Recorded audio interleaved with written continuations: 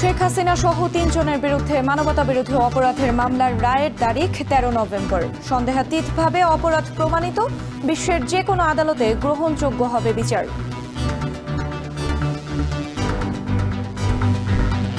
পৃথিবীর যে কোনো দেশের সাক্ষ্য আইনের মানদণ্ডে এই সাক্ষীকে ওভাররুল করার, ফেলে দেওয়ার সুযোগ খুব কম। আদালত আগামী ১৩ই নভেম্বর তারিখ নির্ধারণ করেছেন। ওই দিন তিনি ঘোষণা করবেন কবে রায়টা প্রনাউন্স করবেন। ৭১-এ পাকিস্তানের পক্ষে জামায়াতের অবস্থান সঠিক ছিল না। যুক্তরাষ্ট্রে দলের আমির অতীতের যে কোনো ভুলের জন্য চাইলেন নিঃশর্ত ক্ষমা। শুধু ৭১ ৪৭ সাল থেকে শুরু জামাতে ইসলামীর দ্বারা কেউ যদি কোনো কষ্ট পান, কারো যদি কোনো ক্ষতি হয়ে থাকে, আমি সব ব্যক্তি এবং সংগঠনের পক্ষে নিঃশর্তে আমি আপনাদের কাছে ক্ষমা চাই, আপনারা আমাদেরকে ক্ষমা করে দেবেন।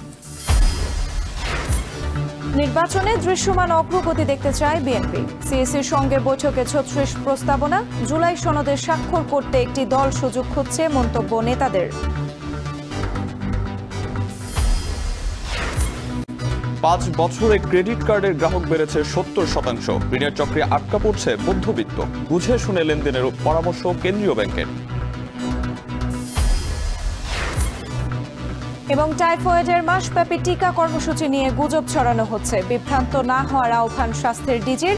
ঘনবসতি ও দূষণে বাংলাদেশের টিকা দেয়া জরুরি।